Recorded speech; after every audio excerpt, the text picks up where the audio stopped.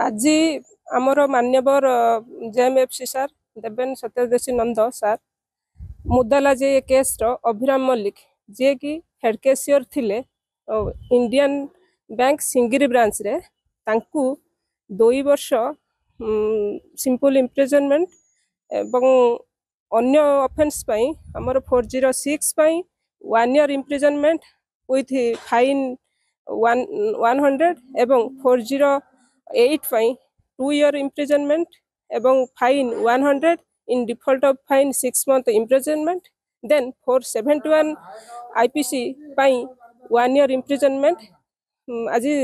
दंड शुणाई यही केस जेटा GR case number 162 A 2024 arising out of Aul PS case number 101 2024 यही केस रे हमर इनफॉर्मेंट जे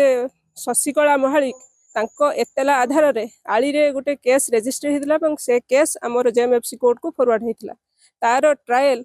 अभिराम मल्लिक फेस करथिले एवं से केस रजिस्टर होता 406 408 420 467 468 471 एंड 34 आईपीसी रे ट्रायल फेस करथिले अभिराम मल्लिक एवं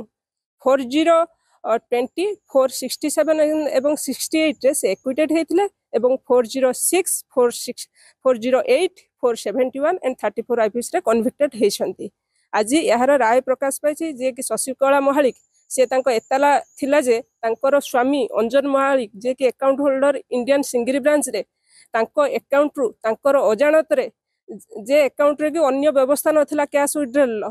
तांको अजाणत रे एवं तांको स्वामी विदेश रे रहंती दीर्घ 20 मास पूर्व से विदेश रे रहंती दुबई रे तांको अजाणत रे तांको अकाउंट रु 11,15,013 टंका विथड्रॉ होइछि से विषय जानि नाहंती जेते 2024 मसिया जनवरी से आसिक जेते बैंक रे बुझिले एवं पासबुक अपडेट कले से विषय जानिबा को पाइले एवं तदनुसार से एतला देले आली थाना रे सेही अनुसार